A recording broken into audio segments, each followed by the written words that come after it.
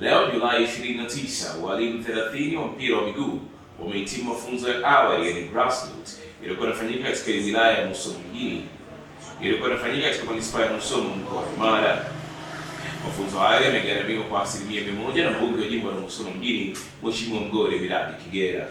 Akizungumza kwa niaba ya wahitimu hao, katibu wa wahitimu hao ndugu Elias Maguri amesema katika kufanikisha mafunzo haya tunamshukuru mbunge wa Musoma mjini Mheshimiwa Mgore Millard Kigera kwa kuamua kugharamia gharama za mkufunzi kiasi cha shilingi milioni 2.5, hatua ambayo kwetu sisi imetusaidia kupiga hatua kutuingiza katika soko la ajira katika sekta ya mpira. Tunamshukuru sana. Hitimisho, washiriki wamepata uelewa. Tumekubaliana kuanza kazi ngazi ya jamii ili mabadiliko yawe ya kweli na endelevu. Naye pia mjumbe wa shirikisho la mpira wa miguu Tanzania TFF ndugu Augustine Mgendi naye pia alipata nafasi ya kuzungumza na alikuwa na haya ya kusema. Sisi pia kama chama cha soka tunajivunia kuwa karibu na serikali, lakini pia tunajivunia kuwa karibu na ofisi kama ya mbunge, kwa sababu kuna maeneo mengine unaweza ukaenda usikute kuna mahusiano ya hivi. Kwa hiyo sasa kama tuna mahusiano kama haya, tunaamini kuna mengi zaidi ambayo tutayafanya. Lakini pia tukueleze, katika mafunzo haya tumefundishwa kufanya matamasha ya watoto, na tumekubaliana hapa kwamba kila mwaka sisi tutakuwa tunayafanya mara 3.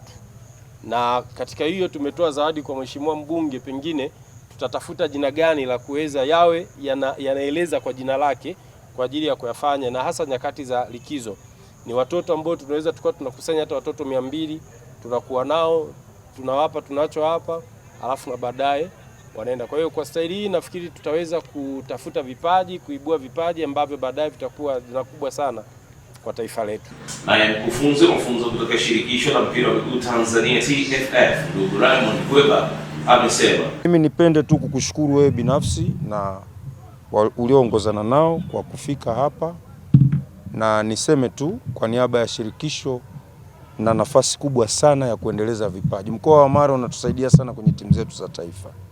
Niseme tu hata timu yetu ya under 15 ya watoto wa kike, under 15 ya watoto wa kiume, kuna wachezaji wametoka Mara. Na hii ya under 17 ya sasa hivi ambayo itakwenda kwenye mashindano ya kombe la dunia, kuna wachezaji wa Mara wapo mule. Sasa hawa walifanya hiyo kazi wakiwa hawana elimu hiyo. Sasa wanayo, wasibweteke. Wamepata misingi mipya kwa sababu marekebisho yamefanyika katika programu hii. Nina imani walichokipata sasa wanaweza wakakifanyia kazi vizuri. Asante kwa kuendelea kuichagua Yegowasu TV sauti ya jamii. Endelea kutufuatilia pia katika kurasa zetu za mitandao ya kijamii, iwe ni Facebook, Instagram, Twitter na X pamoja na TikTok. Huko kote tunatambulika kama Yegowasu TV. Lakini hakikisha kwamba pindi unapoingia kwenye YouTube channel yetu una comment, una like, una share. Mwisho kabisa usiache kusubscribe ili kusikia habari moto kutokea hapa Yegowasu TV sauti ya jamii. Mimi naitwa Nalo, chumba cha habari yupo Dakawa Chama.